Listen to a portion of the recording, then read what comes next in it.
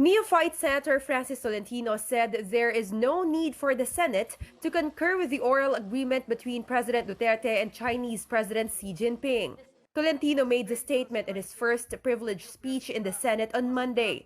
The president earlier revealed that he had entered into an oral agreement with Xi in 2016, allowing China to fish in the Panatag Shoal. The president is constitutionally vested with ample discretion in the implementation of the MDT, or the Mutual Defense Treaty. It is merely in implementation of the provisions of UNCLOS, and secondly, an implementation of other treaties. After his speech, Senate Minority Leader Franklin Drilon stood up and grilled Tolentino. The veteran senator asked Tolentino if he knows what the agreement between President Duterte and Xi is. Tolentino admitted he does not know what the agreement contains.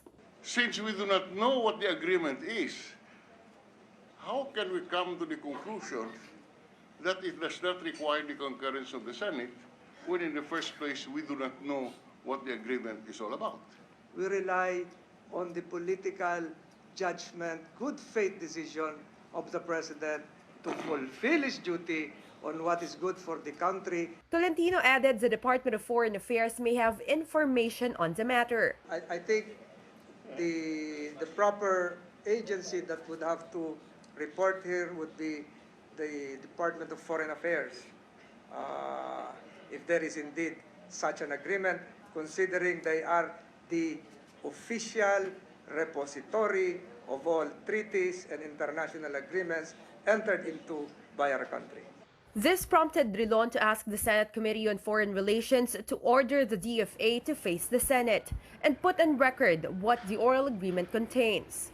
We must have the verbal agreement put into scrutiny by putting the same in the record of the Senate. There is no existing law requiring that verbal, oral, implied, informal agreements be placed in writing. There may be no existing law, Mr. President, but the power of Congress and its committees to issue a subpoena is within the power, is in the Constitution.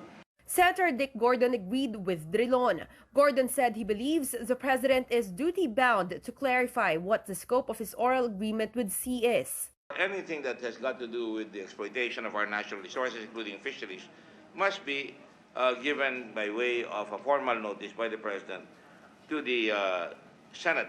For his part, Senate Foreign Relations Committee Chairman Coco Pimentel said he is open to conduct a hearing to shed light on the Philippine government's position in the oral agreement with Xi. His committee will also look into whether there is a need to subpoena the DFA or not.